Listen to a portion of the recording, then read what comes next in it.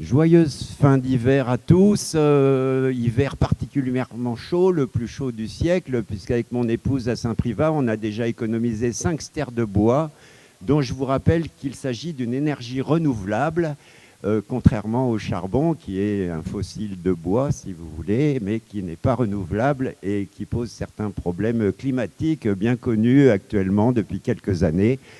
Alors qu'il y a 2300 ans, le père de la botanique, Théophraste, s'inquiétait après Platon des variations climatiques et de leur influence sur la végétation, qui déjà, il y a 2300 ans, posait de graves problèmes à la Grèce, qui petit à petit, 8000 ans après l'apparition de l'agriculture là-bas en Grèce, eh bien, commençait à avoir le surpâturage, le défrichage un peu exorbitant de cette époque. Et vous voyez, si Platon s'en occupait déjà il y a 2300 ans, nous, on est un peu ringard de parler du réchauffement climatique qui, pour beaucoup, dont des scientifiques comme Claude Allègre, pensaient qu'il n'existait pas il y a encore quelques années, la honte de la recherche scientifique française. Eh bien, nous allons donc discuter de l'univers botanique du Lodévois et Larzac, lui-même contenu dans l'univers intégral, hein, puisque l'astrophysique est la mère de toutes les sciences. Et si on descend un peu plus bas, bien la géographie, l'histoire, l'archéologie, la botanique, la biologie générale, la faune, la flore du Lodévois-Larzac, etc., etc. Voilà, l'anthracologie, hein, la paléobotanique, la palynologie, toutes ces sciences, la phytosociologie, l'étude des sociétés végétales. Donc c'est encore beaucoup moins connu, hein, puisqu'il faut être pédologue, il faut connaître les vers de terre comme l'association locale Humus, représentée par Clément, parce que son petit-fils, qui n'a qu'1 an, n'a pas pu venir, il s'excuse profondément. Voilà, donc heureux début de printemps, largement précoce, puisque j'ai récolté mes pointes d'asperges il y a déjà 1 mois, les pointes de houblon comestibles aussi, c'est délicieux, il y en a plein au bord de la Lergue, hein, servez-vous, c'est gratos. Et donc, joyeuse année, bonne santé, etc.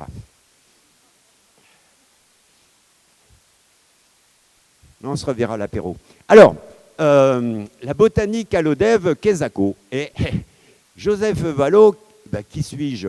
Suzanne Amig, elle est toujours vivante, elle est née à l'Odève. Je vous raconterai sa vie tout à l'heure.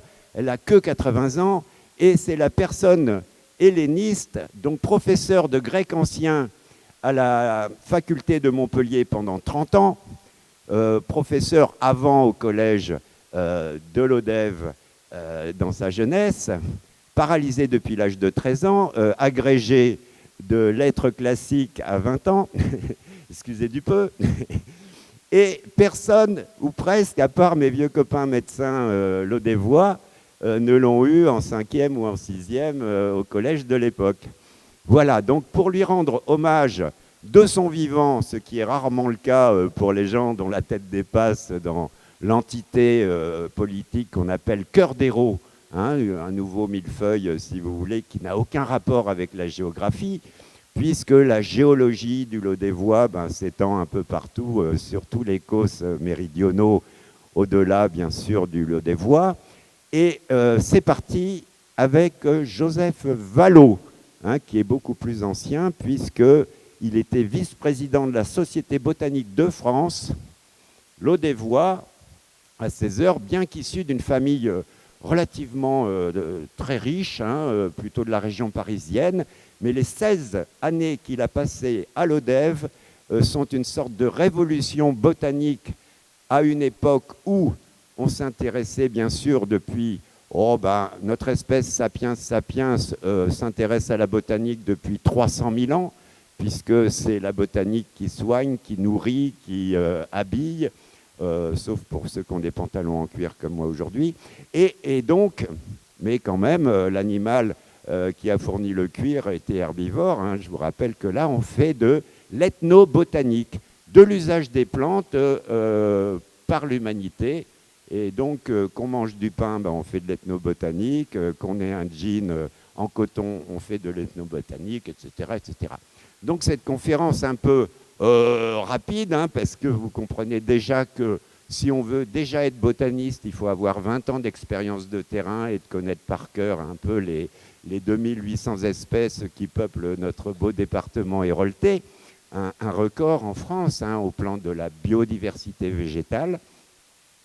Et voilà le jeune Joseph Vallot, qui dès son plus jeune âge, apparemment 12 ans, c'est sa plus grande passion, la botanique. Alors qu'il est connu de son vivant dans toute la France pour être un montagnard, un grimpeur. Il était président d'un peu tout ce qui tournait autour du Mont Blanc. Et ça, c'est une conférence de Marie-France Lapéry qu'elle a donnée récemment. Et Midi Libre en a retracé hier cette conférence sur la globalité de Joseph Vallot, hein, le montagnard, l'intellectuel, le botaniste qu'il a été à l'ODEV intramuros. Enfin, la clinique du souffle, hein, c'est intramuros, c'est pas loin, hein, sa villa de l'époque. Ah, le voici en 1877 en train d'herboriser en Corse. Bon, vous me direz, la Corse, c'est pas ici, mais il y a quand même des oliviers en Corse, comme à l'ODEV, porte de la Méditerranée. C'est une exception qui est tout à fait raisonnable et que je valide, ainsi que vous tous, bien sûr, puisque là où il n'y a pas d'olivier, par exemple sur le Larzac, eh ben, c'est un autre climat, c'est une autre galaxie végétale, etc., animale. Et donc le nord de l'Europe commence au pas de l'escalette. Hein, bon, j'espère que vous avez compris. Il n'y a pas de chêne vert sur le Larzac, il n'y a pas d'olivier, il n'y a pas de romarin, de thym, de tout ça, quoi. Hein, bon. Ah, alors là, on commence. Plantes exotiques à l'ODEV Héros, par J. Vallot. Voilà, en 1888. Donc ça, c'est une synthèse de 146 pages qui m'a été donnée par François Rigaud de Saint-Privat, horticulteur et formateur de jeunes gens qu'on appelle les MOF. Hein, c'est un acronyme qui signifie Meilleurs ouvriers de France. Et il a consacré sa vie et encore à la retraite à soigner avec ses amis les fous de palmier, le Jubea spectabilis sinensis, hein, parce que les plantes changent de nom scientifique à peu près tous les 3 jours. Et c'est un peu, ça ajoute à la complexité de la compréhension de la photosynthèse et de tous ces processus un peu absconses. Mais ça, voilà, en plus, une autre synthèse sur la région de l'olivier. Là, on dépasse largement le lot des voies, puisque 13 départements français sont susceptibles d'accueillir la culture de l'arbre le plus noble du bassin méditerranéen, dont l'ODEV et ses environs. Et comme je vous disais qu'il était plutôt parisien à l'époque, ici, c'est tout un catalogue des plantes rudérales, des fossés, des jardins, de la périphérie du Paris actuel, qui doit être bien moins biodivers en 2019 qu'en 1884. C'est marqué en bas. Et pourquoi pas, beaucoup plus loin, bien, pour aller toujours dans sa passion la plus ancienne, ah ben, voilà, une flore du Sénégal, en 1883, puisque comme je vous l'ai dit tout à l'heure, il avait quand même le grade très très élevé de vice-président de la Société botanique de France. Bon, c'est déjà pas mal, hein, pour un lot des voix, il n'y en a plus beaucoup. Alors, il a intégré, il a fait des expériences d'acclimatation de plantes du monde entier. Des milliers d'espèces à la clinique du souffle, dans le lot des voies. Il faisait des expériences, par exemple, ici, il a planté en 1875 l'arbre le plus majestueux asiatique, bien sûr, hein, de Chine, le Ginkgo biloba. Ici, un exemplaire femelle, alors que le mâle se trouve à la clinique du souffle. Pourquoi Diapositive suivante, Ginkgo. Donc là, c'est son livre hein, sur la flore du lot des voies et l'acclimatation.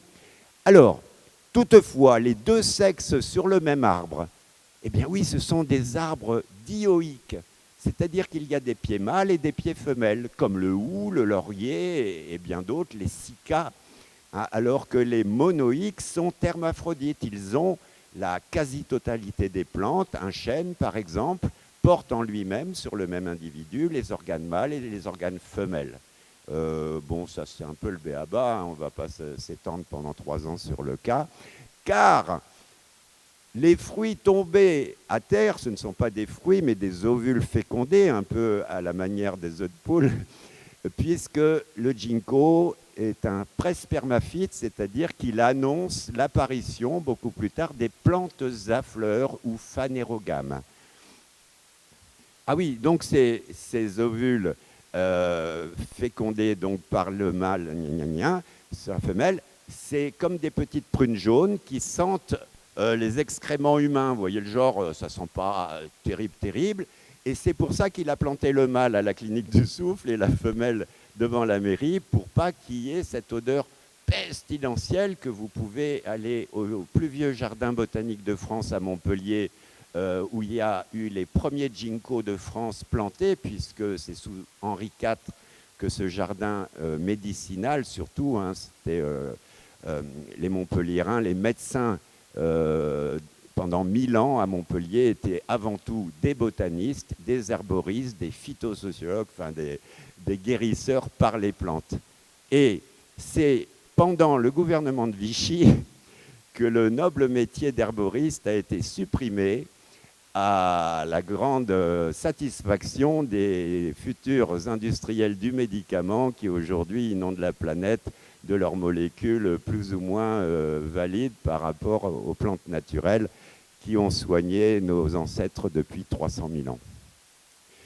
Alors là, ce n'est qu'une petite liste de l'espèce Diospyros qu'on appelle le kaki, hein, avec des dizaines et des dizaines de variétés sur la planète, bien sûr. Hein, on a des centaines de cépages de vignes, par exemple.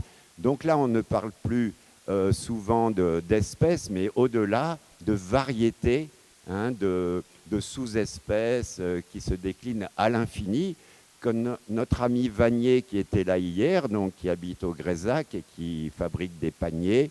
Rien que pour le genre Salix, hein, le saule, qui a donné le toponyme Les Sals à Saint-Privat, une région très humide avec beaucoup de saules au bord des petits torrents qui coulent du Larzac. Eh bien, là, on a déjà 1, 2, 3, 4, 5, 6 espèces de kakis. Et ça prouve que donc il allait fouiller dans tous les genres. Et il y a eu peu de survivants du fait que quand on acclimate du monde entier sur une région qui souvent n'a pas le même climat, la même chimie du sol, eh bien ici c'est un des 2 exemplaires du plus vénérable, on pourrait dire, arbre du Lot-des-Voix, Zé-Larzac, le Jubea spectabilis, qui a changé de nom aussi, il s'appelle sinensis, enfin voilà. Et donc, l'autre qui était planté à côté de sa villa est mort au cours d'un hiver un peu rigoureux. Et il y a donc nos amis montpelliérains, les fous de palmiers, François Rigaud, tout ça, qui sont chevés depuis des années pour éviter notamment une des 2 pestes principales des palmiers depuis quelques années, la chenille du papillon argentin, hein, qui se nourrit à la base des feuilles, et ici le charançon asiatique qui cause les mêmes problématiques. Donc là, on doit, après que sous Georges Frêche, on a énormément planté de palmiers bling-bling, hein, si vous voulez. Le plus connu des palmiers, le Trachycarpus sinensis, vous voyez, c'est celui qui a le tronc tout velu, qui provient du nord de la Chine. Lui, il y en a à Berlin, il y en a à Paris, dans toute la France. Et lors de l'explosion viticole du 19e siècle, vous savez, il y a des familles entières dans le département de l'Hérault, tout ça, qui ont gagné des millions et des millions en vendant du vin de qualité, on dira médiocre, hein, de notre jeunesse. Enfin, on appelle ça de la piquette. Et plantés devant leur nouvelle demeure ces palmiers qui étaient l'équivalent de la Rolex de Ségolène et Sarkozy à l'époque, pour montrer qu'ils en avaient. Hein, du fric, hein, pas du reste. Alors, voilà nos amis amoureux des palmiers à la clinique du Soulfre, donc ce qu'on appelle la Wallonie, hein, c'est l'empire intellectuel et biologique de l'ami Joseph Vallot. Et là, au cours d'un traitement du Jubea sinensis qu'ils adorent tous, mais on ne peut pas parler que de la botanique de l'Odève sans aborder la plus importante faculté de médecine, la plus ancienne de France, et de Rabelais, bien avant Rabelais, jusqu'à il y a une soixantaine d'années, on ne pouvait pas être médecin sans être botaniste. On voit ici le célébrissime Charles Flao, celui qui a été à l'origine avec Fabre de la revégétalisation du Montégoal et de ses environs, avec Eugène Barandon, le co-auteur avec le professeur Laurey en 1887 de la seule flore de l'Hérault, qui est toujours valide aujourd'hui, avec le positionnement de toutes les espèces sous-espèces. Donc ça, c'est une sorte d'incunable, si vous voulez, qu'on peut numériser ou voir sur Internet. Mais personne n'a eu l'idée de refaire une flore de l'Hérault riche d'environ 2800 espèces, c'est-à-dire à peu près 3 fois plus que toute la flore de la Hollande réunie. Hollande qui, Pays-Bas, il y a 40 ans, s'affichait comme le pays le plus agronome, le plus productif en matière, et avec l'apparition des pesticides et de tous ceux qui tuent nos concitoyens héroltais de Parkinson, de micropénis, de perturbations endocriniennes, et d'AVC, de paralysie précoce.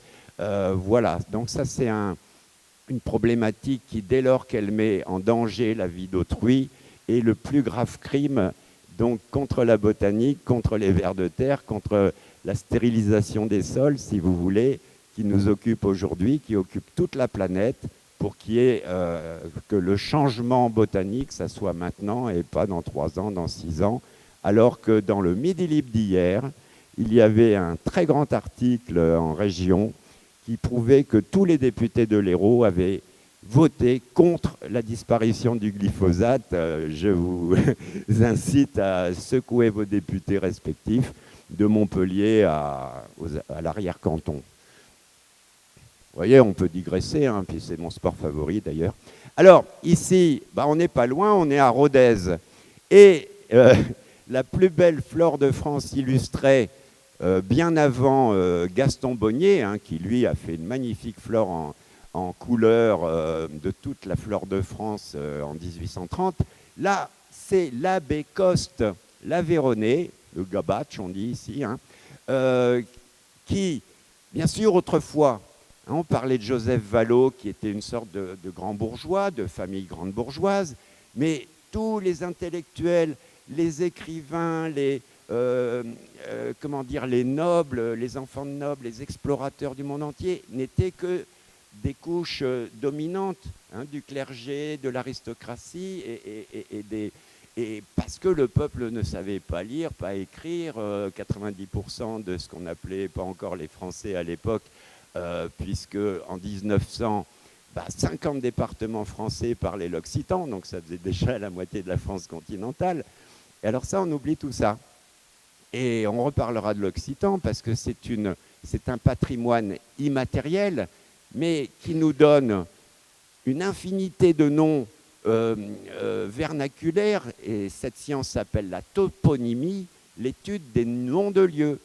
Vous en voulez? Tiens, je vous parlais des Salles tout à l'heure, qui signifie le saule, Saint-Pierre-de-la-Fage, le fagus des Romains, qui est le hêtre, Fraïs-sur-Agou, qui est le frêne, La Rouquette, à Saint-Privat, c'est le chêne blanc ou chêne pubescent. Mais Saint-Jean-de-la-Blaquière, c'est le chêne blanc quand il est blanc, alors que la rouquette, c'est le chêne blanc en automne quand il est rouquin.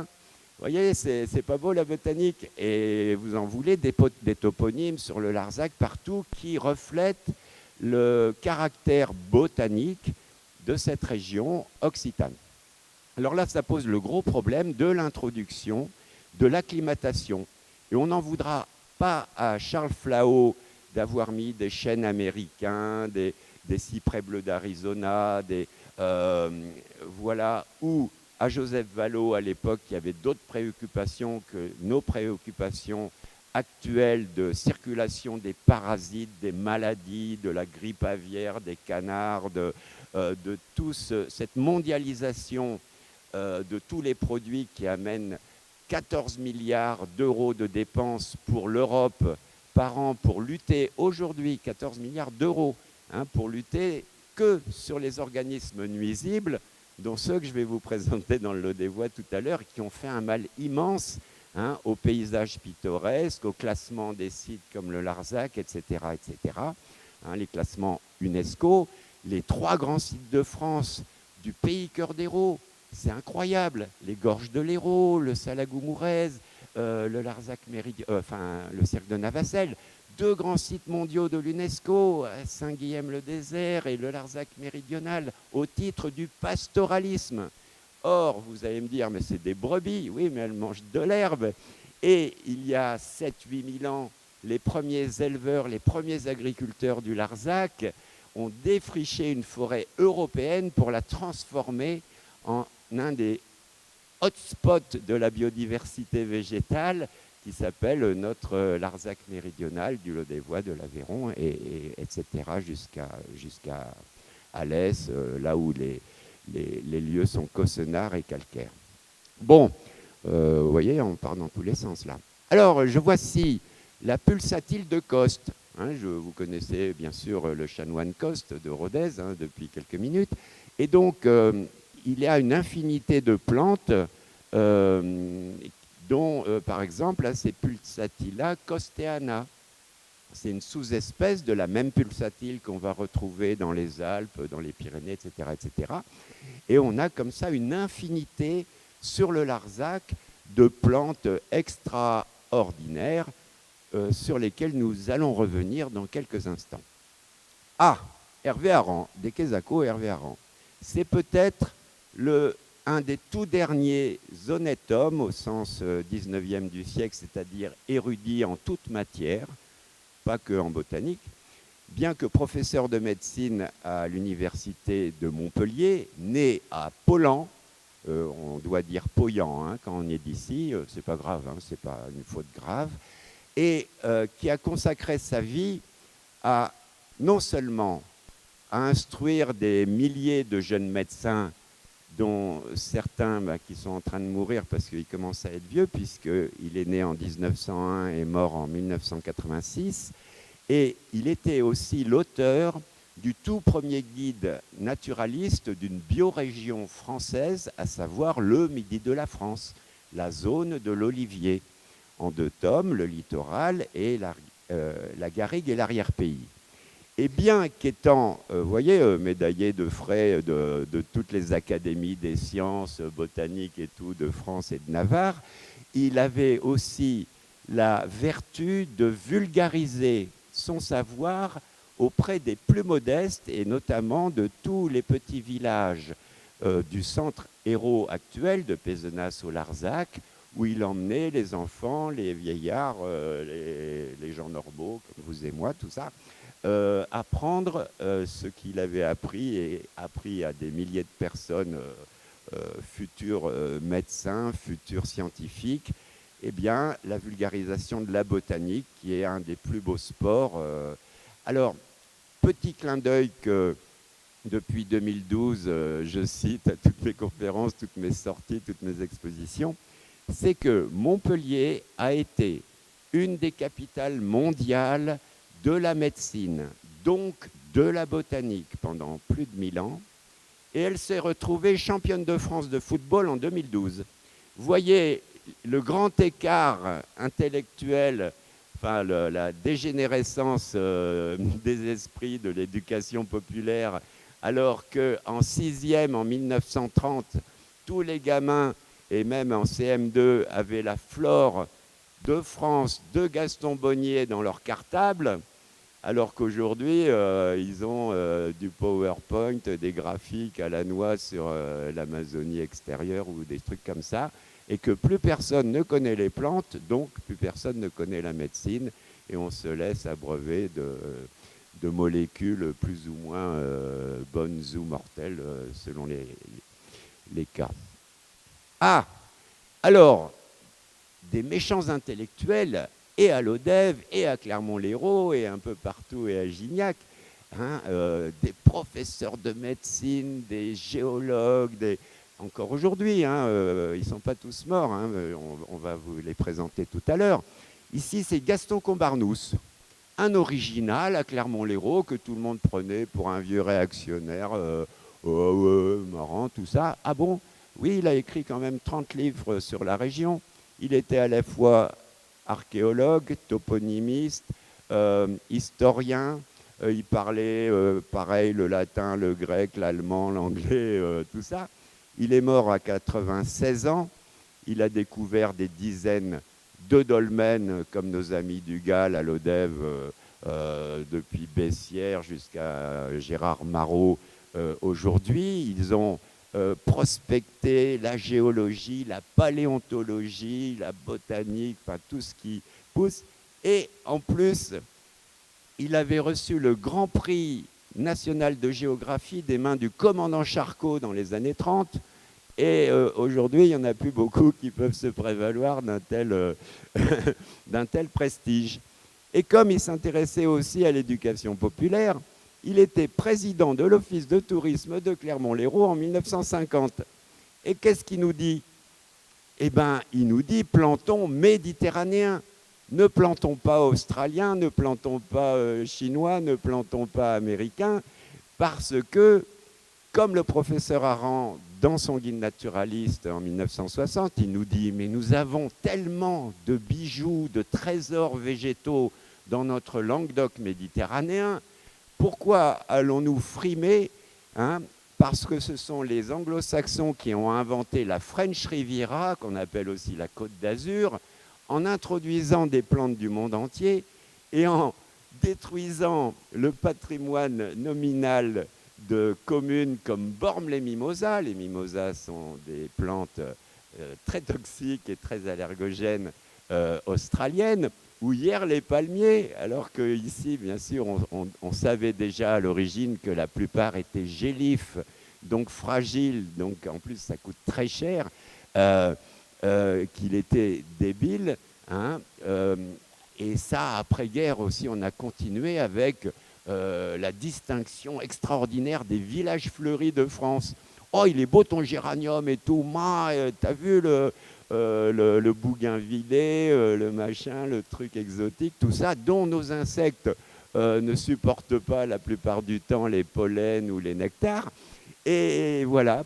Donc c'était le bling-bling. Vous voyez que ça date pas de Sarkozy. C'est vachement vieux le bling-bling. Moi, j'ai machin de chinois, moi, j'ai machin d'américain et tout.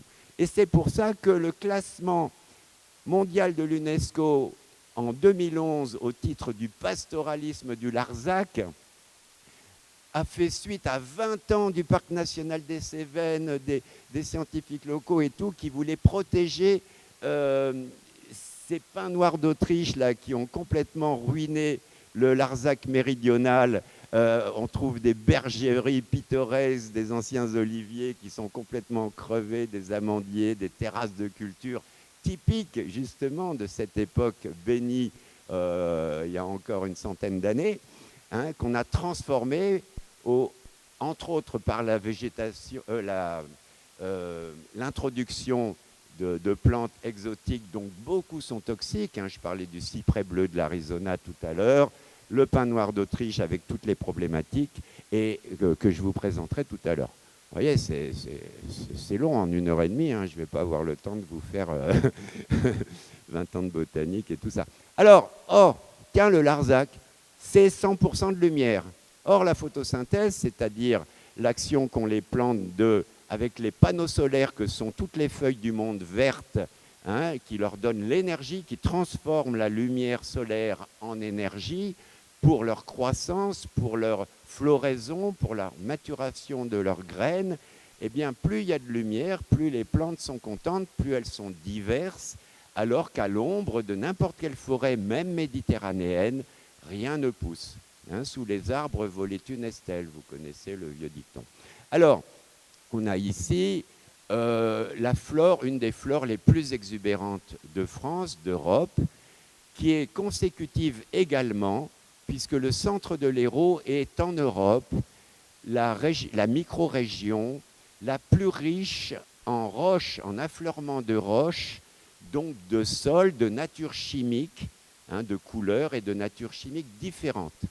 Donc vous n'avez pas les mêmes végétations au Salagou, à Mourez, sur le Larzac, sur les roches gréseuses de l'Odève à Saint-Privat, si vous voulez, sur les roches qu'on appelle siliceuses ou très acides, hein, comme le granit, le gneiss, la rhyolite, qui est juste sous la Vierge là, du tunnel de l'autoroute. Ce sont des roches très rares.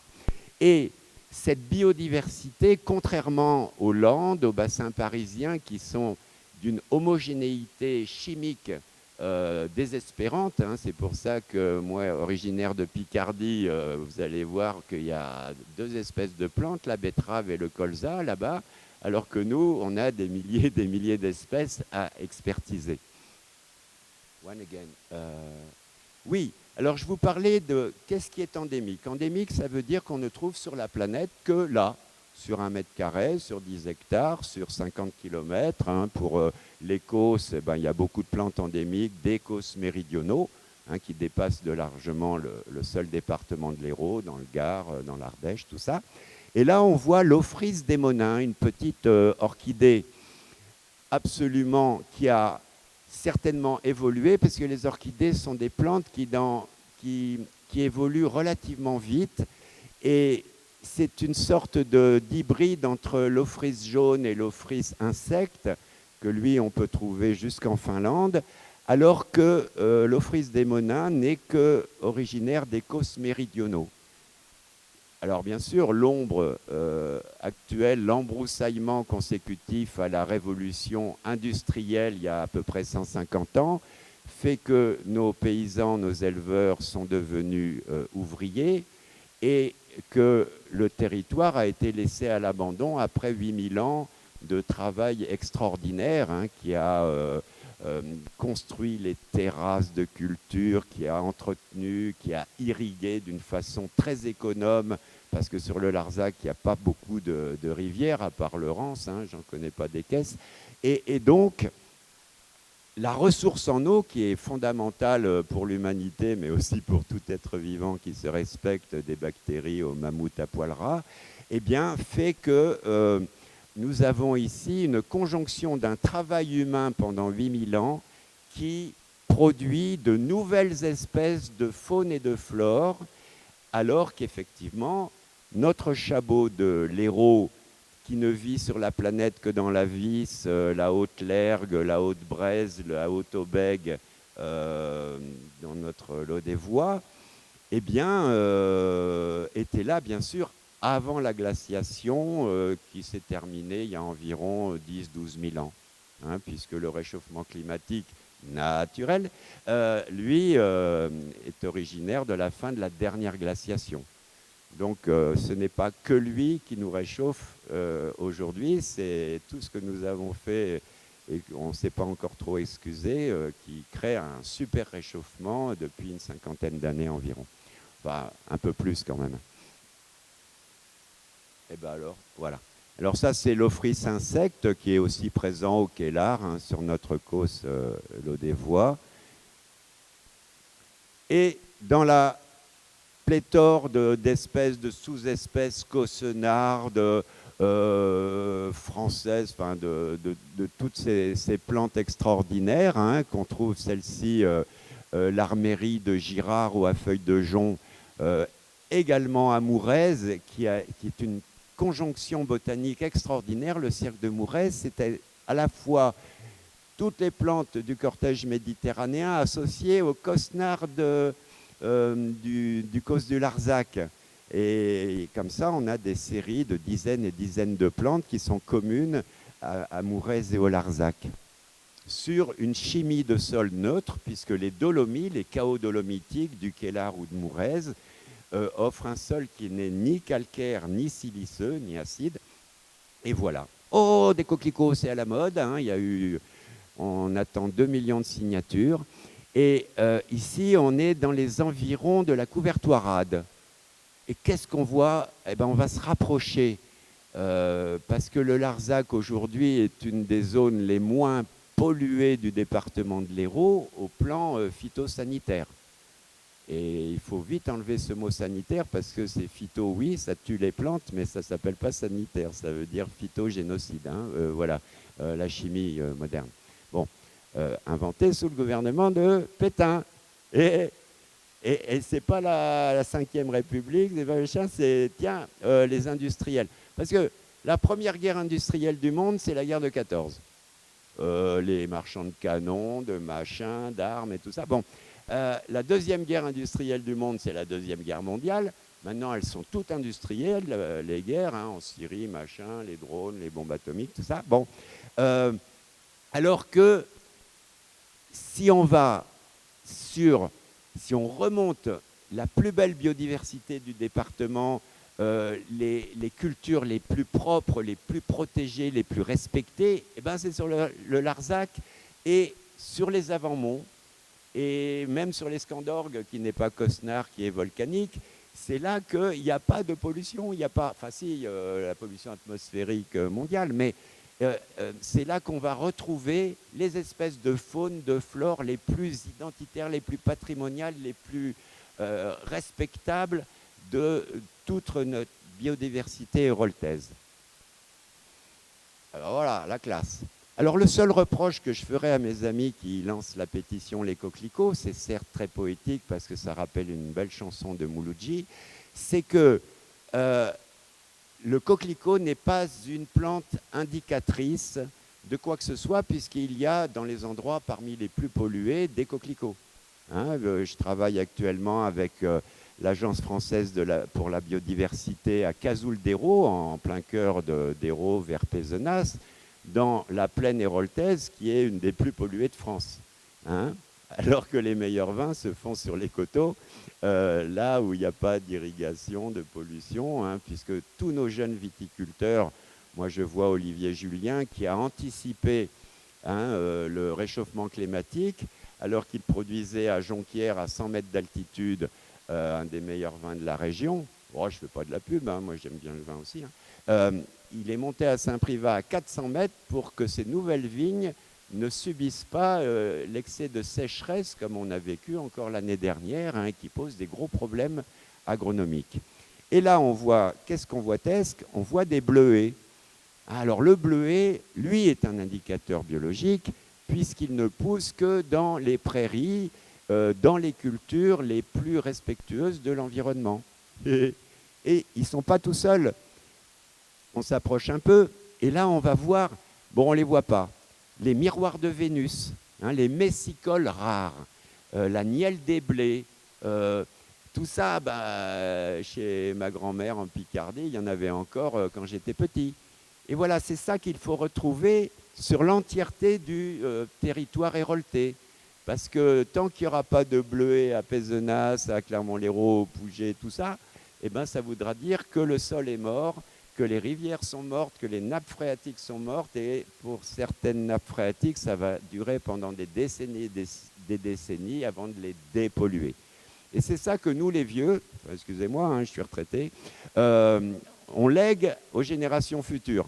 Et c'est tous nos petits amis, des associations, des conservatoires de la tomate à Olmet, bon, ben, je vous en parlerai tout à l'heure, de ceux qui reprennent le flambeau de nous, les hyperpollueurs, hein, la génération d'avant, les générations d'avant depuis la fin de la guerre, ils ont du boulot, en plus des 30 000 euros de dettes qu'ils ont dès qu'ils naissent à la maternité. Ah, ben, il n'y a plus de maternité. Bon, ben, on va à Montpellier. Hein, là aussi, la décentralisation à la noix, le nettoyage des campagnes, qui fait dire à Michel Serres, le philosophe, encore aujourd'hui, Ah, ben, le néolithique, hein, qui chez nous a à peu près 7000 ans, eh bien, il est en train de disparaître. C'est-à-dire c'est la fin de l'agriculture, c'est la fin de la sédentarisation de l'humanité, puisqu'autrefois on était chasseurs-cueilleurs et on était nomades. Et donc là, aujourd'hui, on redevient nomade parce qu'ils appellent ça la flexibilité. Ils vous envoient travailler en Bretagne, à Pétaouchnok et tout ça. Et donc, c'est le monde à l'envers, avec la destruction de toute forme de patrimoine, hein, que ce soit des bâtiments de France, de la loi littorale qui est en train d'être piétinée par le nouveau gouvernement, comme par les anciens d'ailleurs. Et voilà. Donc, vous voyez, la botanique, ça commence à interroger, il serait temps, le plus grand nombre, parce qu'il n'y a que le plus grand nombre et pas ce qu'on appelle les élites, hein, puisque a priori les élites n'ont pas fait grand-chose depuis des décennies pour nous sauver, pour sauver les générations futures de la stérilisation. Puisque quand on nous dit aujourd'hui que les hommes occidentaux ont perdu en 50 ans 50% de leur patrimoine spermatozoïde, hein, ça veut dire que bientôt on sera tous stériles. Donc c'est la seule fonction d'un être vivant, des bactéries à l'humanité, c'est de se reproduire. Mais si on ne peut plus se reproduire, c'est pire qu'une balle de Kalachnikov dans le ventre. Hein, vous voyez, donc le terrorisme, c'est un problème. Ouais, mais c'est beaucoup moins un problème que les millions de morts qui meurent aujourd'hui, 8 millions sur la planète qui meurent de la pollution, c'est-à-dire 8 fois plus que les moustiques, hein, que les moustiques et tous ces méchants. Tiens, on a volé le sac d'une vieille dame dans la rue, donc c'est plus important que la vie des viticulteurs, des arboriculteurs, qui, sans le savoir, hein, ont pulvérisé des poisons mortels, qu'on employait l'hypérite dans les tranchées en 14, les fameuses armes chimiques, le zyklon B dans les camps de la mort dans la dernière guerre, le Monsanto, le glyphosate dont on a aspergé les forêts, les dernières forêts tropicales vietnamiennes il y a 50 ans, comme si la stérilité était un cancer, et on vient de nous prouver là que ça y est, c'était enfin cancérigène, alors que tous les scientifiques du monde le savaient depuis des décennies et des décennies. Vous voyez, donc ça c'est fake news. Hein, il n'y a pas que les internautes qui en font des fake news, les gamins, là, la Terre est plate et tout ça. Non, non, c'est les plus grosses fake news du monde, elles viennent d'en haut, elles ne viennent pas d'en bas. Bon, ça c'est pour actualiser le débat. Alors, des quesacos, c'est une papillonacée, donc de la famille des haricots, des petits pois, tout ça. Et c'est le légume principal que tout le monde pense qu'il n'y a que nos amis comme Ahmed, là, avec leur couscous, qui ont inventé le pois chiche. Mais c'est une erreur considérable. Ça fait des milliers d'années que dans le Lot des Voies, et jusque Zacarlincas, donc sur le plateau volcanique entre Clermont-Lérault et Bédarieux, qui est une capitale régionale du pois chiche. Bon, ils sont plus petits que ceux d'Ahmed, mais voilà. En plus, c'est un fertilisant. Toutes les papillonacées qui sont chez nous, hein, bon, parce que l'avocat, c'est sympa, mais c'est quand même américain. Les papillonacées, ce sont des engrais verts. Ils régénèrent les cultures qui épuisent les sols, comme la pomme de terre, tout ça. Et en plus, c'est un trésor de bienfaits, puisqu'ils ont aussi des protéines, des glucides, et en plus des lipides en eux.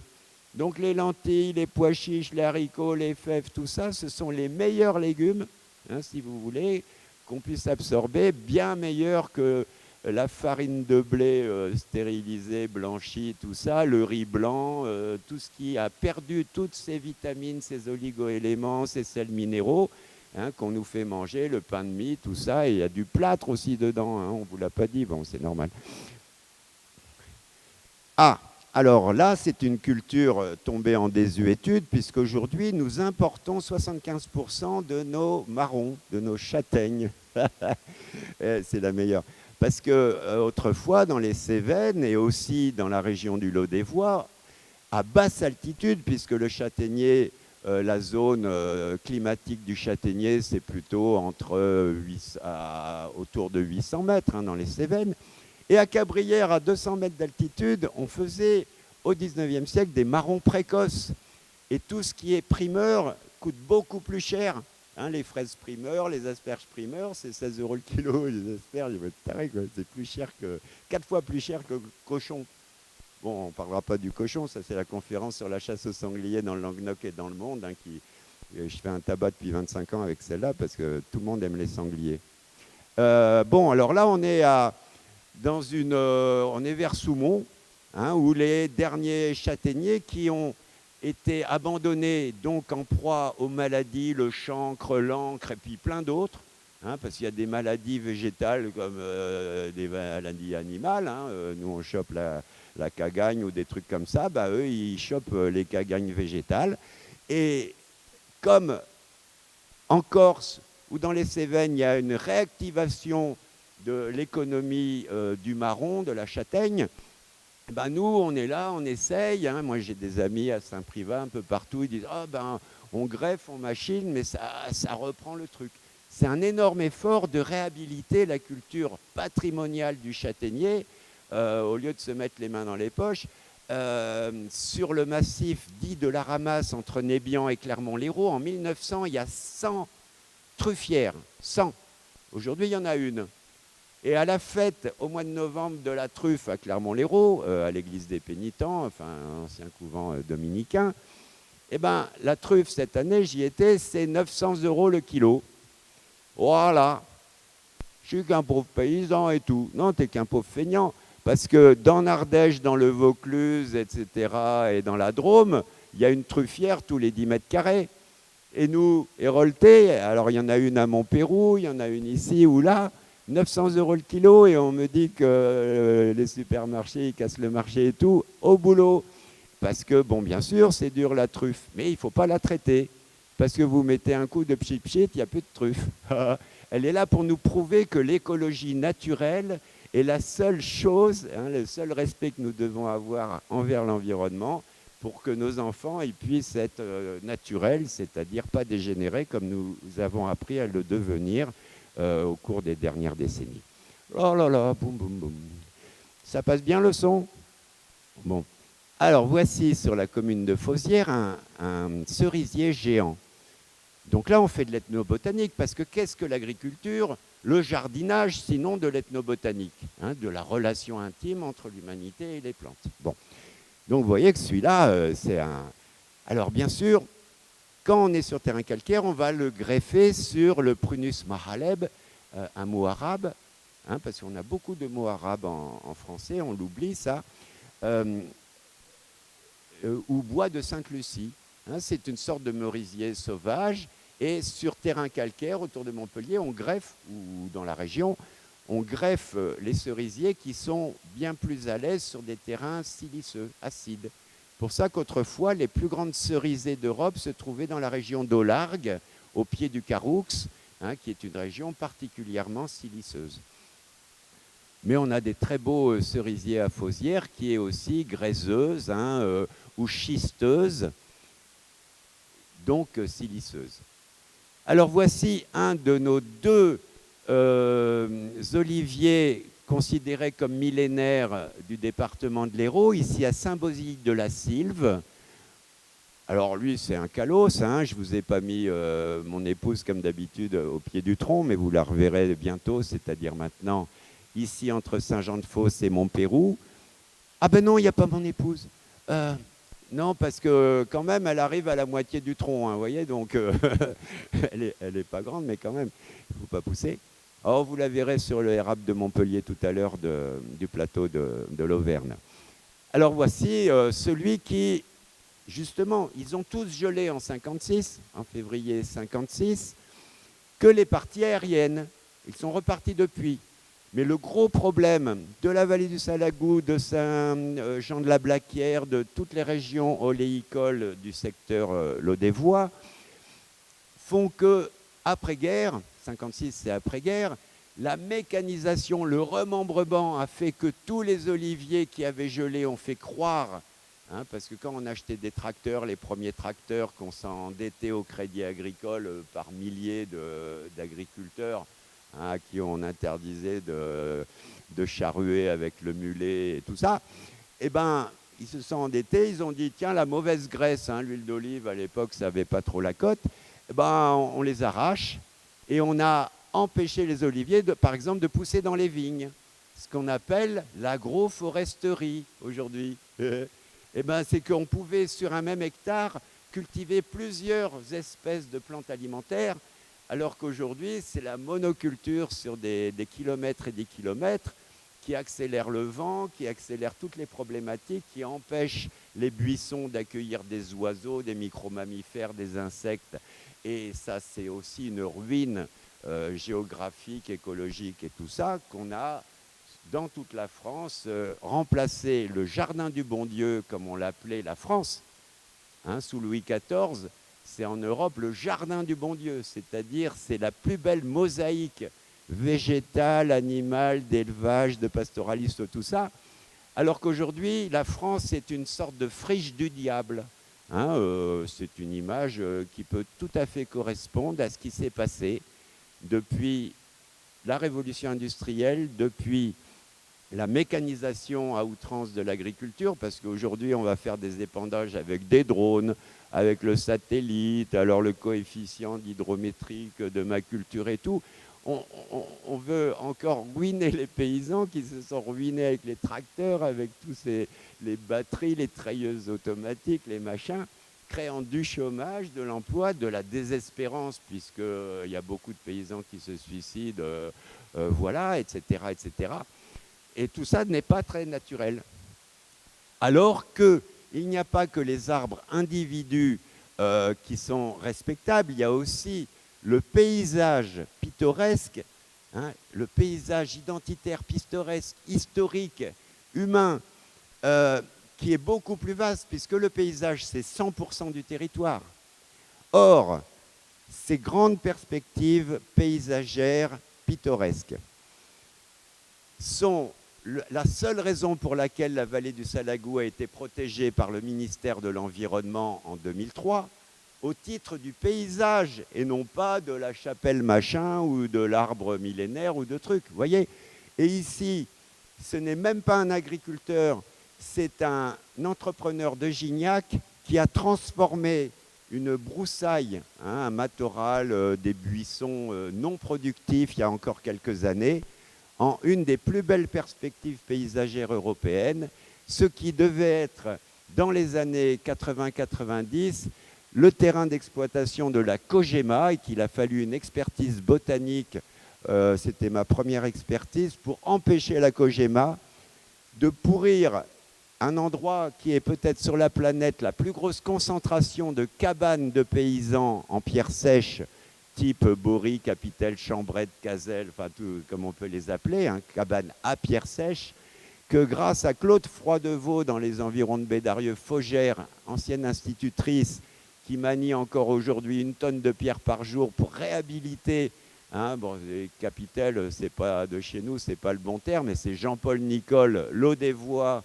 architecte, qui a réhabilité depuis 50 ans les plus belles capitelles en basalte du plateau de l'Auvergne notamment, qu'il a publié, et que lui aussi on le prend pour un original, alors qu'il fait partie des plus estimables Laudevois. T'inquiète pas Bernard, je vais parler de toi tout à l'heure. Et ici on a les jardins d'Escoubille, hein, d'agroécologie, là, parrainé par Pierre Rabhi, entre autres, de l'ami Raphaël Colicci, qui développe, qui introduit aussi des milliers de variétés, de cépages, d'oliviers, de grenadiers, de kakis, de tout ce que vous voulez, à Saint-Privat, et terrain réputé, hein, sous les colibés de tous les agriculteurs de Saint-Privat il y a 40 ans, stérile. « Ah, ben il est stérile ton terrain, il n'y a rien qui va pousser. » Et voilà, donc c'est bien, mais il n'est pas tout seul, puisque les amis de fruits oubliés, là-bas, à ma droite, là, dans les Cévennes, partout en France, il y a des milliers et des milliers de jeunes consciences qui sont en train de s'éveiller. Hein, et puis Pays Arbre est là justement pour témoigner de ce renouveau, de cette revivification de cette jeunesse. Hein. Il n'y a pas que les gilets jaunes, il y a aussi les jeunes agriculteurs. Tiens, ben, j'en vois un de Soumont là. Soubès, non, toi tu fais de la photo, pas de l'agriculture. Bon. Alors un autre arbre remarquable, ici on est au prieuré Saint-Michel de Grandmont, c'est un chêne pubescent, mais j'en connais pas beaucoup de plus grands. Hein, vous voyez, un être humain arriverait au tiers du tronc inférieur, vous voyez, donc c'est un beau bestiau. Lui a été planté il y a plusieurs siècles hein, par les moines hein, qui peuplaient ce prieuré. Alors, l'ami Didier Brière, qui est mort il y a 5 ans, donc était berger au Vaillé, hein, sur la commune de Selles, et c'est lui qui m'a fait rencontrer le plus grand et quasiment le seul chêne liège que les viticulteurs au XIXe siècle, quand ils pouvaient, puisque le chêne liège comme le châtaignier, etc., comme les bruyères ne poussent que sur les sols siliceux, il y a sur le plateau de l'Auvergne des cendres volcaniques légèrement acides qui ont permis à ce vénérable chêne liège de pousser. Hein, il est dans le Barthas, il est dur à trouver. Et à l'entrée de la Kojima aussi, il y a une quarantaine d'années, on en a planté quelques-uns, mais qui n'ont pas cet aspect vénérable. Ah ben là, voilà ma femme, mon épouse. Et ben voyez, qui c'est lui? Ben, c'est un érable de Montpellier. Ah, il est beau, hein? C'est une belle bête. Hein, alors lui, c'est à mon avis le plus grand érable de Montpellier du coin. Alors que normalement, ils n'ont rien à voir avec Montpellier, les érables de Montpellier. Il y en a jusqu'au Massif central. Alors que sur le Larzac, il devrait être plus grand parce qu'il pleut plus sur le Larzac qu'à l'Odève. Vous voyez, qu'au Salagou.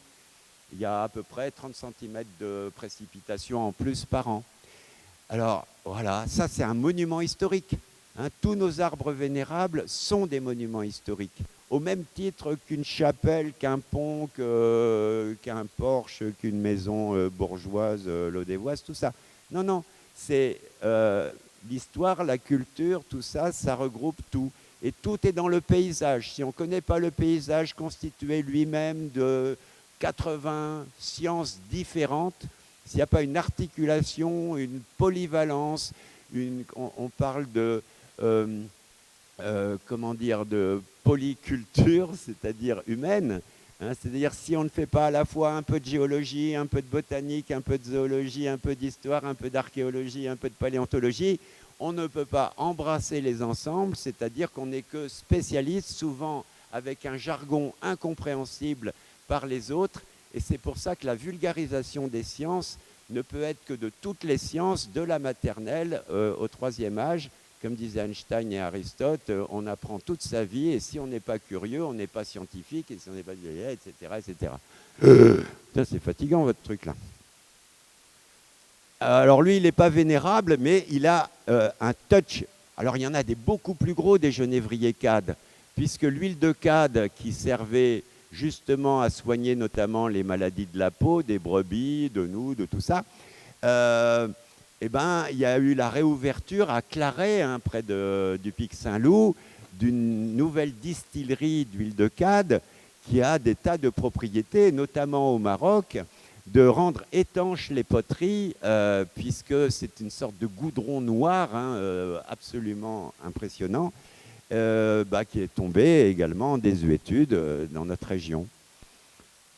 Oh, alors je ne vais pas faire le fier, mais là c'est quand même, j'habite Saint-Privat depuis 16 ans, et parce que tout le patrimoine clermontais, à Clermont-Lérault, que j'ai habité pendant 28 ans, a été détruit par les anciennes municipalités, le plus beau château fort du département, les quartiers médiévaux et Renaissance ont été niqués au bulldozer, tout ça. Hein.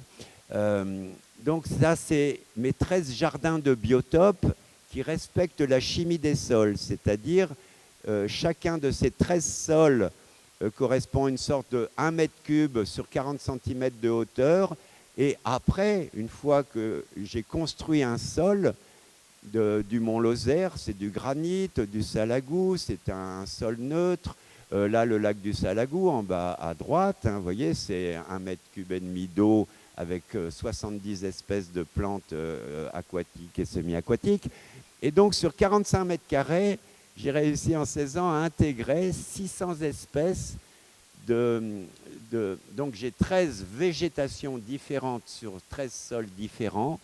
et 600 espèces non seulement de plantes, mais aussi des lichens, des champignons, des insectes, des escargots, des graines en dormance, hein, parce que je fais une sorte de puzzle comme sur ma terrasse végétalisée qui est en haut à droite, là-haut, de 20 mètres carrés avec 5 cm de sol et des dizaines et des dizaines d'espèces de plantes méditerranéennes, lodévoises ou clermontaises, hein, je ne suis pas raciste, qui peuvent s'épanouir et qui sont aussi décoratives et qui servent beaucoup plus à l'entomofaune, hein, qui faisait dire sur France Inter le mois dernier au directeur du Muséum d'histoire naturelle de Paris, on ne peut pas être botaniste si on ne connaît pas les insectes, on ne peut pas être entomologiste si on ne connaît pas les plantes.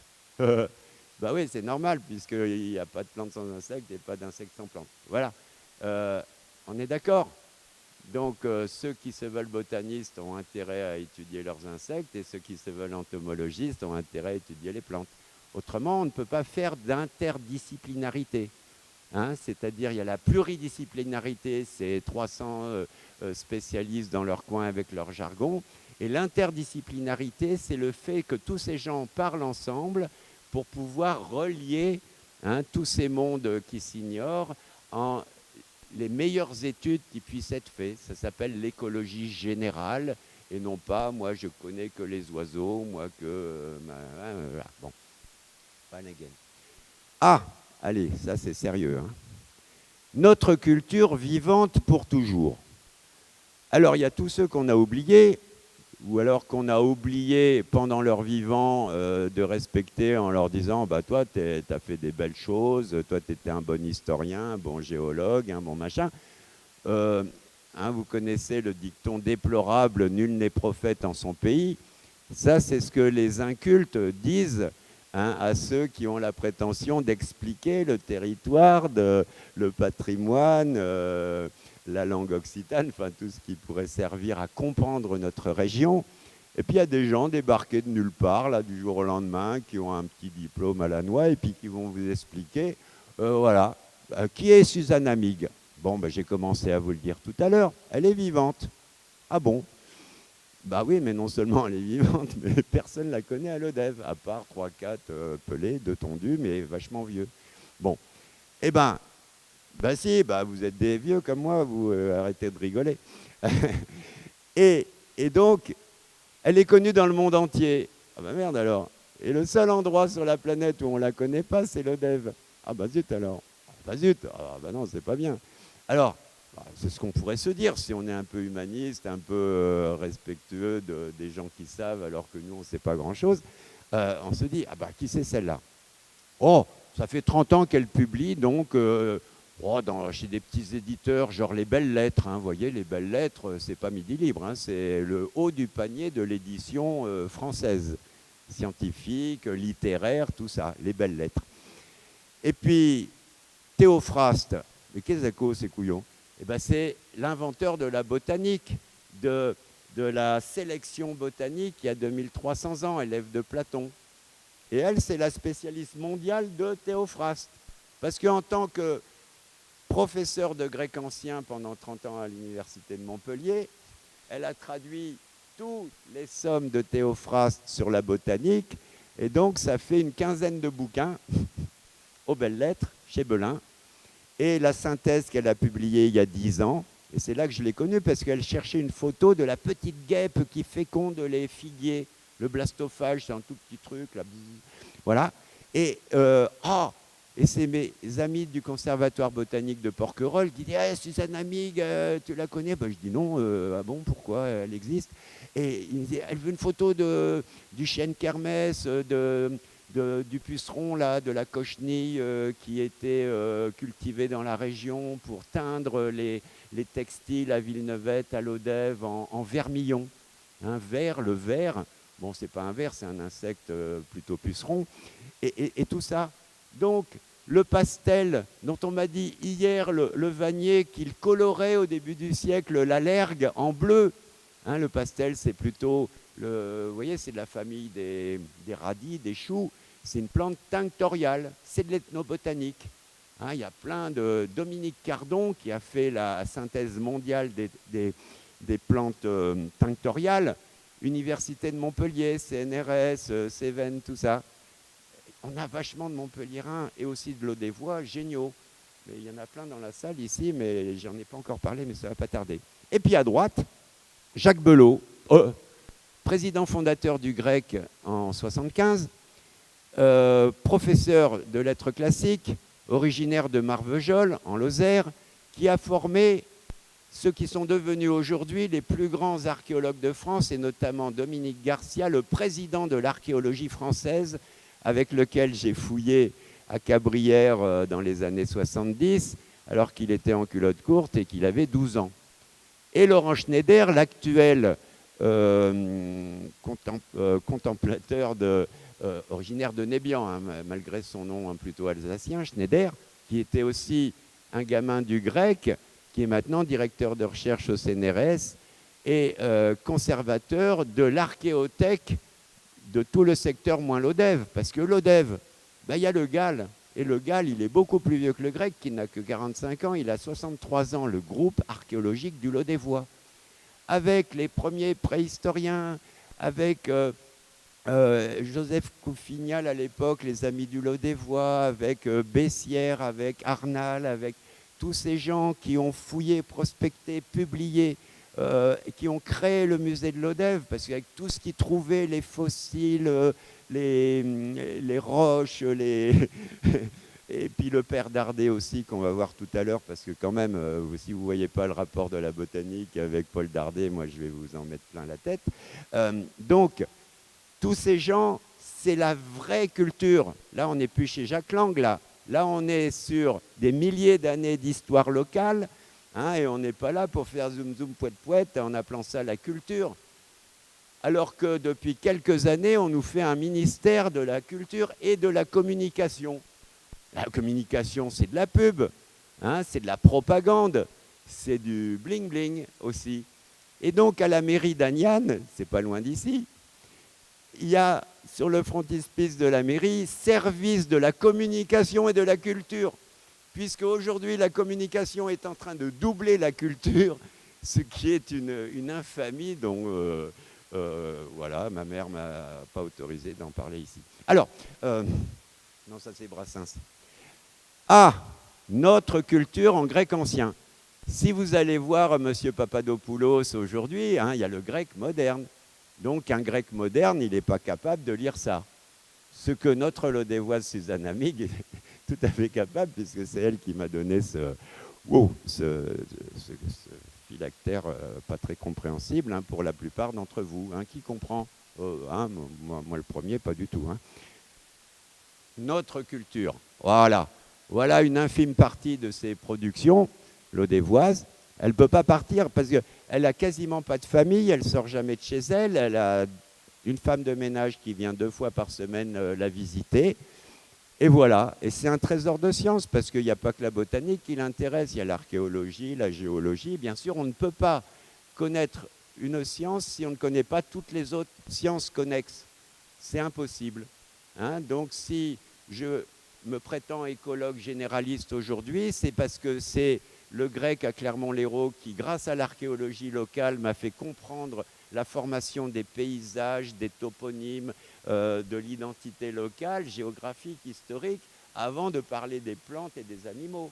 Parce que, voilà, on ne sait pas d'où vient tel animal, telle plante et tout ça, à quelle époque elle est apparue, quelles étaient les pratiques culturelles depuis des millénaires dans la région. Vous voyez, ça, c'est la vraie culture. Et comme je vous le disais tout à l'heure, l'impact du climat sur l'environnement botanique chez Théophraste il y a 2300 ans. Et là, on nous dit, tiens, ben voilà, la Grèce est pourrie il y a 2300 ans parce que l'homme l'a déforesté complètement alors que c'était des plaines fertiles il y a 8000 ans. Et ça, ils le savent puisqu'ils parlent de milliers d'années avant eux-mêmes. Hein, déjà, la culture, avant même l'apparition de l'écriture, ne se faisait que par transmission orale. Hein, depuis 300 000 ans, Homo sapiens, il parle et il écrit que depuis 5000 ans. Et encore, quand je vous dis ça, en 1900, il n'y a pas beaucoup de Français qui savent écrire, avant Jules Ferry. Mais déjà, sous Charlemagne, les fils de paysans qui étaient bons élèves, ils avaient le droit à la notoriété, alors qu'aujourd'hui, ben, il y a les castes supérieures qui, pendant des siècles et des siècles, se sont appropriés tout le savoir. Et ça, c'est le contraire de l'éducation populaire, cher à Léo Lagrange, ministre du Front populaire, qui lui aussi voulait, hein, les maisons de la culture, même Malraux, tout ça, que le bon peuple que nous sommes puisse accéder à la compréhension des phénomènes principaux. Voilà, voilà. Ah, et ben, et les femmes dans tout ça, parce que bien sûr, c'était que des mecs, tout cela. Bon, et ben nous, on peut s'honorer d'avoir eu des femmes extraordinaires. Et puis quand Adrienne Durand-Tulloux, qui était ethnologue, déjà, hein, c'était pas une couillonne, eh ben, le pays des asphodèles, des Quesaco, un asphodèle et pas une asphodèle, hein, c'est un nom masculin, eh ben, c'est une plante. Ah bon? Eh ben oui, mais à l'époque, le Larzac, c'était couvert d'asphodèles. Voilà. Et c'était aussi une plante de famine avec ses systèmes racinaux. Et voilà. Et là, elle est au milieu. Et aujourd'hui, eh ben, dans la cour de récréation, c'est interdit de grimper aux arbres. Et moi, si je n'avais pas grimpé aux arbres dès l'âge de 4 ans, eh ben, je ne serais jamais monté avec Francis Allais dans les canopées depuis 40 ans, tropicales et tout ça, j'aurais l'air d'un couillon. Donc on stérilise non seulement nos organes génitaux, mais on stérilise aussi notre cerveau, on stérilise notre compréhension des phénomènes, tout ça pour avoir le dernier iPhone, ou la dernière machine, l'aspirateur sans sac de rechange. Vous voyez, il y a aussi, comme tout à l'heure, entre Montpellier, capitale mondiale de la botanique et de la médecine, et champion de foot, de rugby, de handball et de VTT, on n'en a rien à faire au plan scientifique et patrimonial. Ah, bah lui, il est gentil, il n'est pas botaniste. Là, il est dans les tranchées en 1915. Il s'appelle Paul Dardet, et c'est un autoportrait qu'il a fait sur une grande enveloppe qui est complètement ravagée aujourd'hui et que j'ai trouvé chez un vieux professeur de médecine montpelliérain qui avait soigné Paul Dardet, et il était tellement méconnu de son vivant, considéré comme une sorte d'original, de ringard, de pauvre plouc là, local, alors qu'il est le plus grand artiste du cœur d'héros de tous les temps. Hein, parce que si vous en connaissez un autre qui a sa réputation aujourd'hui, hein, mieux vaut tard que jamais, eh bien, il a vécu d'une manière tellement misérable qu'à chaque fois qu'il allait chez le Toubib ou chez un producteur de produits agricoles ou tout ça, il payait avec ses dessins parce qu'il n'avait pas les moyens, personne ne lui avait donné les moyens, et il est mort un peu dans une quasi-misère, alors que c'était le plus grand génie créatif du Lodévois, de l'Odève de tous les temps.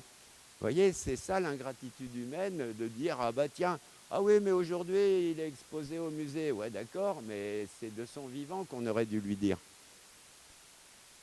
Pourquoi? Ben parce que, moi qui ai eu la chance de faire plusieurs fois le tour de la planète, j'estime que ce monument aux morts est le plus sensible, le plus humain, le plus beau de la planète Terre.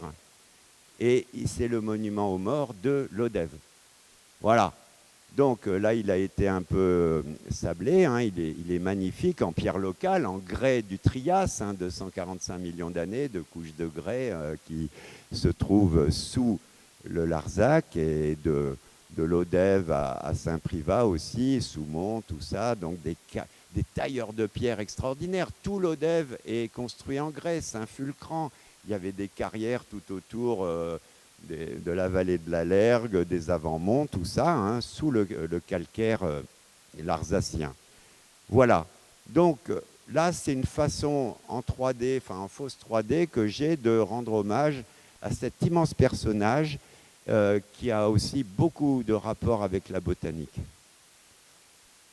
Alors on va dire, tiens, les élus tous pourris, mais c'est complètement faux. Si le sénateur Vidal, sénateur maire de Clermont-Lérault, n'était pas allé secouer les Parisiens pour faire classer la vallée du Salagou et le cirque de Mourez, qui a abouti ce classement en 2003, hein, socialiste ou pas, on s'en fout. C'est pas ça le problème, c'est que maintenant c'est un grand site de France. Enfin, il y a quelques problèmes, c'est pas grave, hein, la mesquinerie locale s'en occupera. Euh, euh, alors on dit ouais, machin, machin. Mais Monsieur Bessières, qui a fondé le musée de l'Odève, il était aussi passionné d'agriculture et tout. Il était élu, je crois, hein, ou technicien territorial, ou non, il était chef des services à la mairie. Ah, qu'est-ce qu'il était, Bessières? Il n'était pas administrativement parlant, il avait rien. Ah bon, bah alors c'était juste un passionné comme nous tous. Hein, bon, il n'avait pas le pouvoir macronien ou hollandais. Alors, voilà, là, tiens, une élue, maire de Saint-Maurice-Navacelle, Frédérique Alibert. Ah, femme de Bernard Alibert, conseiller départemental, qui avait créé de toutes pièces un jardin botanique méditerranéen sur la commune du Puech. Ça n'existe plus. Parce que les bisbilles entre les gens de gauche entre eux, les gens de droite entre eux, ben, on est coutumier du fait, fait que un DESS, oh, c'est l'équivalent d'un Master 2 aujourd'hui, si vous voulez, de gestion de l'environnement. Une élue lodévoise dit, oh, c'est rare hein, qu'il y ait des tronches, enfin, je veux dire, il y en a beaucoup, hein, mais il y a aussi beaucoup qui ont à peine leur BEPC aussi. Bon, et si on veut comprendre la complexité locale, mieux vaut faire des études appropriées, droit et gestion de l'environnement. Alors c'est la mise en œuvre. Vous voyez, 99-2000, c'est le tout début de la préfiguration du futur grand site de Navacelle, avec un conseiller scientifique qui habitait Saint-Maurice, qui est le docteur Vincent Prier, hein, docteur en biologie, et qui habite aujourd'hui l'Odève, et qui vient d'avoir une petite Maïwen, hein, qui est née cette année, non, l'année dernière, ouais, l'année dernière, et donc qui est le conseiller du début de l'opération du grand site Navacelle. Avec Sophie Roudil, hein, qui s'occupait à la mairie de Saint-Maurice de l'administration, de l'organisation, tout ça. Et avec les études Natura 2000, tout ça, donc moi j'avais fait la botanique de la vallée de la Vise, tout ça, gna gna gna. Eh bien, on a enfin, en 2017, il y a 2 ans, inauguré le grand site de France, Cirque de Navacelle. Mais sur les centaines de participants, il n'y avait que les élus actuels. Il y avait Madame Frédérique Alibert avec qui on a discuté parce qu'on ne s'était pas vu depuis longtemps. Et elle me dit, mais attends, où y sont les scientifiques? Où y sont les intellectuels?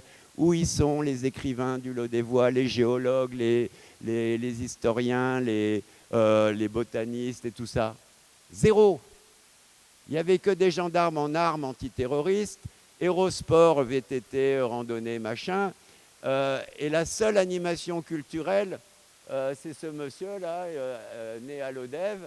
Bon, maintenant, il nous a quittés pour Millau, qui a présenté la seule animation culturelle de cette journée mémorable, du fait que tous ceux les coupeurs de rubans habituels, bon, ils étaient là pour s'autosatisfaire de leur grandeur immémoriale.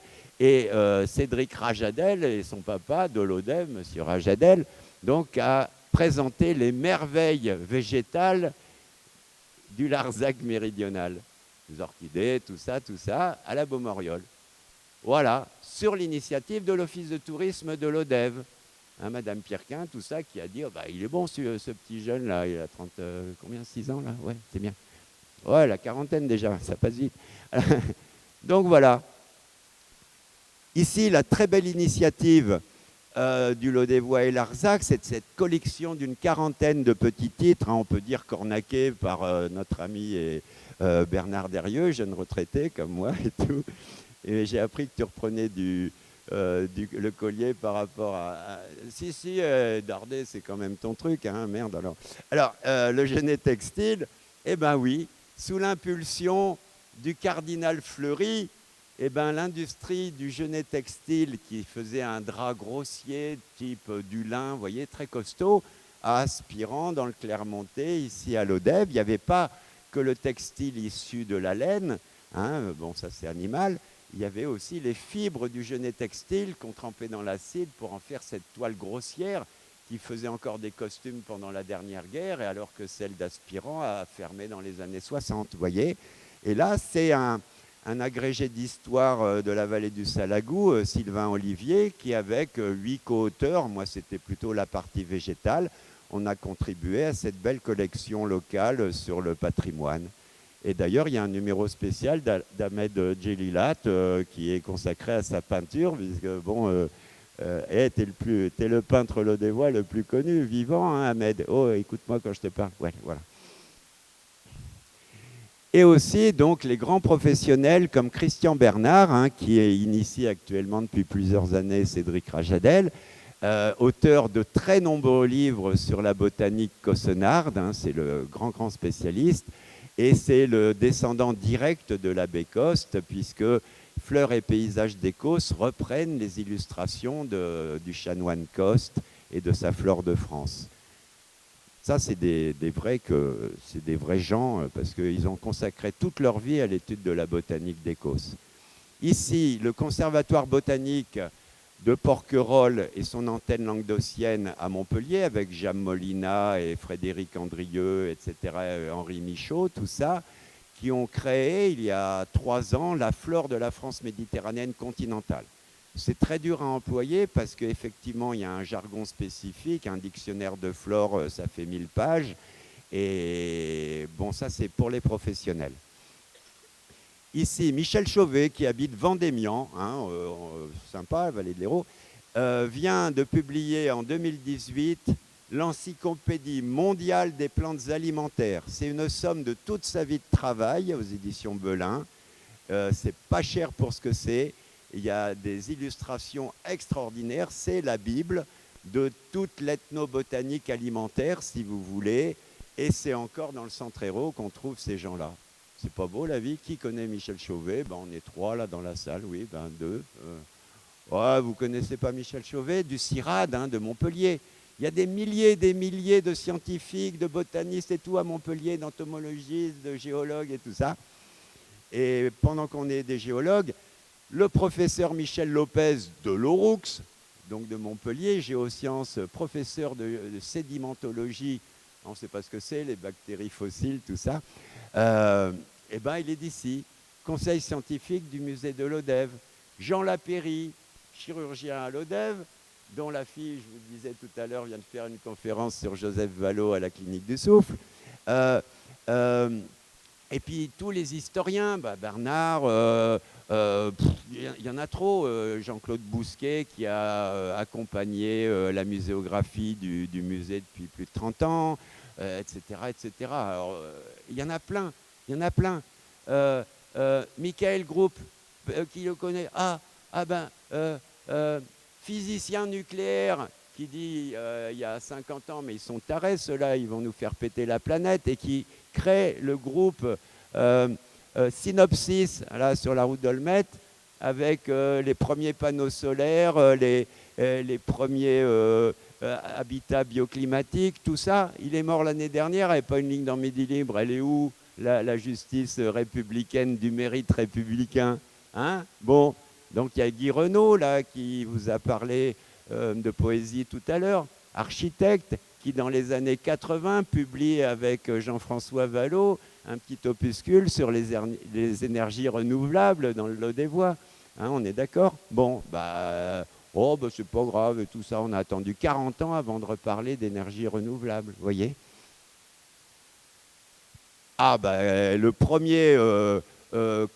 parrain de Pays Arbres, hein, la petite fête de l'arbre, Francis Allais, Montpellierin, le botaniste tropical le plus connu de la planète, qui nous fait l'honneur, et puis qui a 80 ans, c'est un vieux copain de 35 ans, parce qu'il y a 35 ans, on était 3 sur la planète, un ricain au Costa Rica, lui en Amazonie, moi en Papouasie, à grimper à 50 mètres dans les arbres pour voir les perroquets, les singes, les petites plantes et tout ça.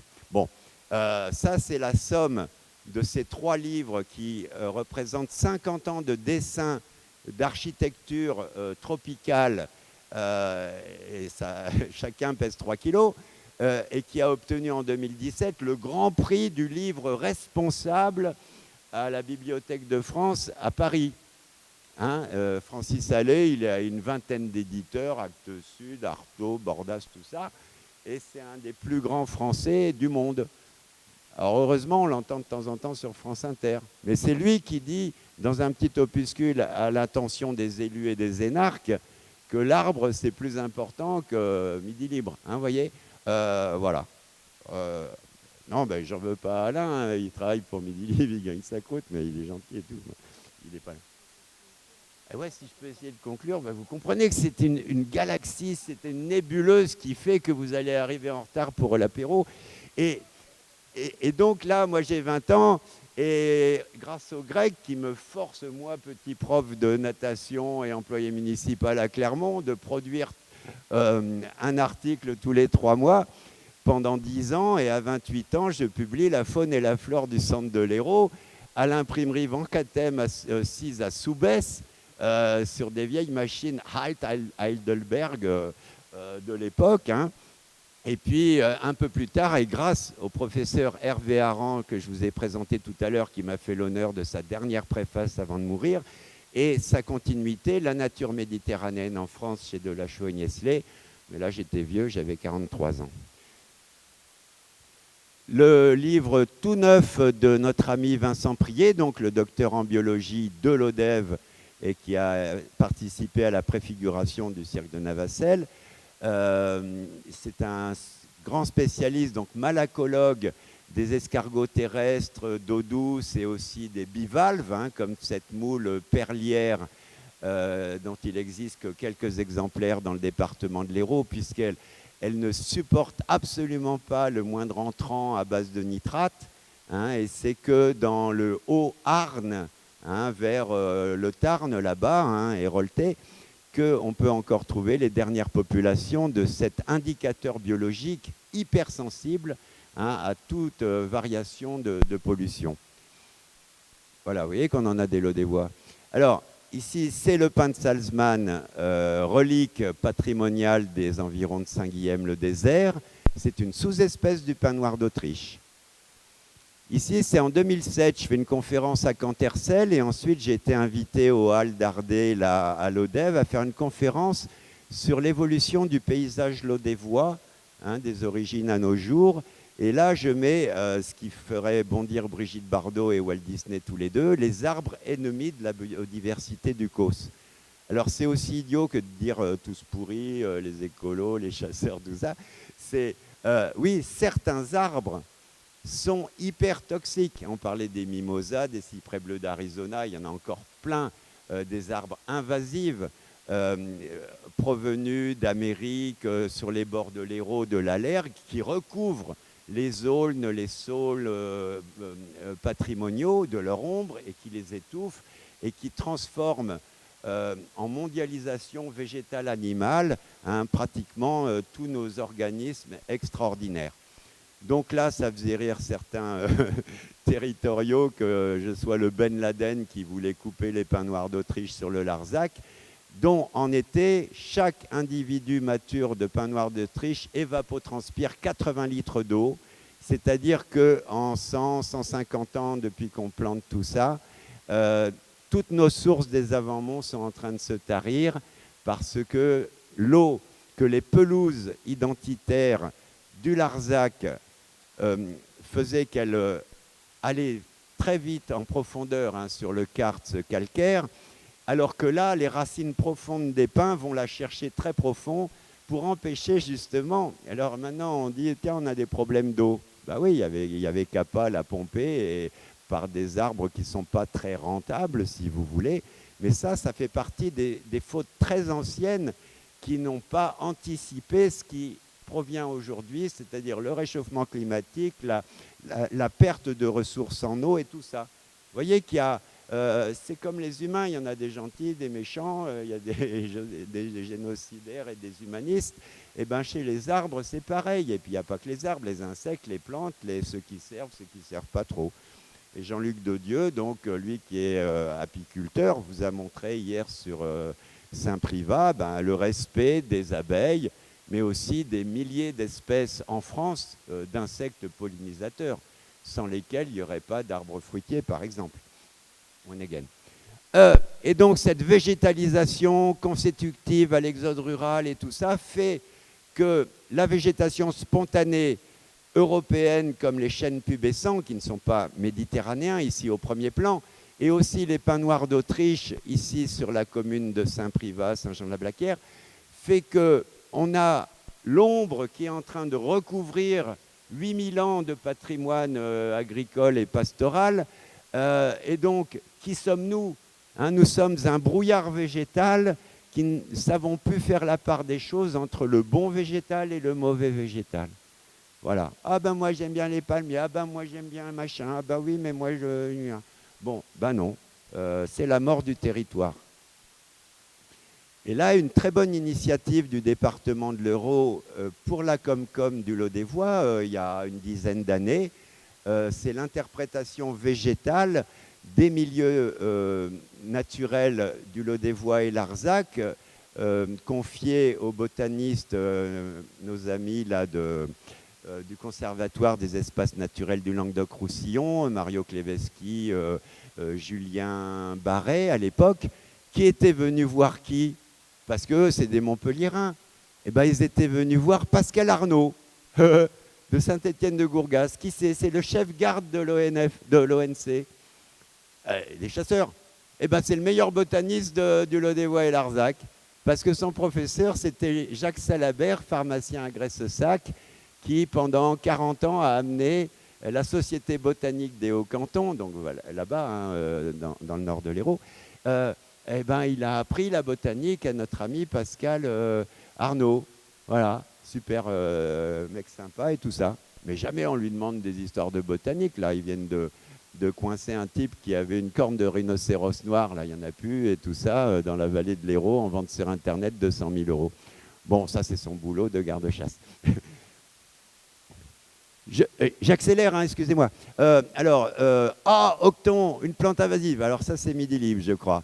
Hein, c'est une gentille Belge en plein été qui se dit, mais Kesako, c'est une plante d'Afrique du Sud que j'ai découvert pour le conseil départemental en 2009. Il y en avait quelques mètres carrés à l'époque. Et là, c'est la Gazette de Montpellier. Algue. Alors là, il se gourre, hein, c'est une plante à fleurs, c'est pas une algue. Une plante ultra résistante, ça c'est vrai. Voilà. Donc en à peine 10 ans, elle recouvre aujourd'hui des dizaines et des dizaines d'hectares. Elle empêche la pêche, la baignade, le nautisme, tout ça. Et sa non-gestion initiale, parce que le Salagout n'est protégé qu'au titre des oiseaux. Non mais il faut être débile. Et donc les responsables de l'époque disaient « Oh ben c'est des plantes, c'est pas grave ». Ben, ça vient de coûter au pouvoir public plus de 500 000 € de non-gestion, parce qu'on en a pour des dizaines d'années, puisque les Russes, les Américains, les Néo-Zélandais et le Bordelais et la Bretagne, depuis des dizaines d'années, n'arrivent pas à s'en séparer. Voilà, voilà. Gestion du territoire, c'est important. Voilà la bestiole. Donc ça, c'est une plante toxique qui n'est pas mangée par les poissons. Elle recouvre tous les herbiers comestibles par les mollusques et les poissons. Elle empêche tout. Et voilà. Alors donc nous, on va à la nage en été. Il y a un petit pépé pêcheur, son bateau électrique, il reste coincé dedans au large et tout. Au secours et tout. Oui, mais je sais bien. Là, on est sur la route de Lunas. Eh ben, il n'y a plus un buis. Depuis, c'est important les buis. C'est la culture méridionale, locale et cossonarde. Et bien là, c'est ce méchant papillon, j'accélère, qui vient d'Asie, encore de Chine, et qui a déjà détruit tous les buis de la vallée du Rhône, de l'Ardèche, du Vaucluse et de la Drôme. On passe au suivant. Et là, c'est ce qu'on appelle une expertise patrimoniale, donc biologique, sur la Haute-Lergue, au pas de l'Escalette, où là, on a une concentration de biodiversité animale et végétale extraordinaire. Donc j'ai fait ça pour la communauté de communes du Lot-des-Voix-Larzac, puisque pour renaturer la Lergue et la Sous-Londres, c'est dans les papiers en ce moment, il faut connaître le haut pour pouvoir régénérer le bas, comme initialement parlant. Donc là, vous voyez, c'est quelques trésors végétaux et animaux, des escargots là-haut, l'érole-ciel, la moitet-série, la bitinelle de Navacelle, unique au monde, ces petits escargots que personne ne connaît. Ici, les graves problématiques, donc les plantes invasives qui poussent dans le caca, si vous voulez, le caca qui déborde de partout dans la Lergue de l'Odève à son confluent avec l'Hérault, les enfants qui se baignent l'été, les maladies graves, mortelles, la leptospirose, les staphylocoques, les hépatites, tout ça. Et il y en a des dizaines et des dizaines aujourd'hui, alors que ça fait 50 ans que c'est interdit de faire caca dans les rivières de France et que Jacques Chirac n'est pas prêt de se baigner dans la Seine non plus, d'ailleurs, comme il nous l'avait promis il y a 30 ans. Donc ça s'appelle des prestations intellectuelles, c'est-à-dire c'est pas moi je veux un rond-point, je veux ceci, je veux une autoroute, il faut qu'il y ait des vrais spécialistes qui s'occupent de l'évaluation du territoire.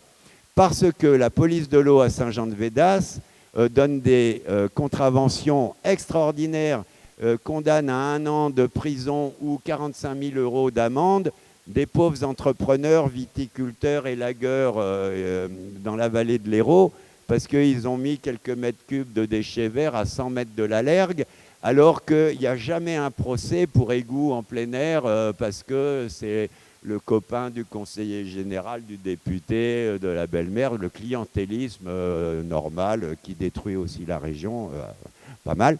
Et là, on a la chance, comme je vous le disais tout à l'heure, et c'est fini, je rassure les organisateurs. Comme Léon Zitrone, hein, à la fin de la course, à l'époque, il n'y a que les vieux qui rigolent, commune de Cazoul-d'Hérault, un des endroits les plus sinistrés de la planète Terre aujourd'hui, avec 300 communes héroltaises qui souffrent de la stérilisation de leur territoire. En 1950, donc là, c'est Hubert Reeves, là, le président de l'Agence française pour la biodiversité, hein, 2017. Aujourd'hui, le nouveau gouvernement est en train de casser ça. Hein. Et la toute nouvelle, en septembre 2018, Agence régionale de la biodiversité Occitanie, 2300 ans après Théophraste. 1950, Cazoul-d'Hérault, 100% clean, des espèces de poissons uniques au monde, etc., etc., des vignes respectueuses de l'environnement avant l'invasion des pesticides, et une petite commune charmante du bord de l'Hérault. Et puis 2019, que des espèces invasives, une grosse moule chinoise, des étourneaux par millions, des goélands marins qui n'ont rien à faire dans l'arrière-pays alors qu'ils se nourrissent sur nos déchetteries de déchets organiques, avant d'aller au Salagou détruire des millions de petits oiseaux, batraciens, reptiles, des vignes stérilisées, des épandages et tout ça, et une ville morte. Voilà, donc ça impose de connaître sur le bout des doigts la géographie du centre de l'Hérault, son hydrologie, etc., etc. Et là, pour faire plaisir que à Vincent Bayle, de l'ONF, de Pays Arbres, un super trésorier de Pays Arbres, je crois, il est par là. La forêt de l'Escandorgue, à part le cerf qu'il faut aller voir il a faim, le pauvre. Mais moi, je m'en fous, je ne bouffe pas à midi. Quelle heure il est? Il est midi et demi. C'est fini, c'était la dernière en ton hommage, mon cher Lolo.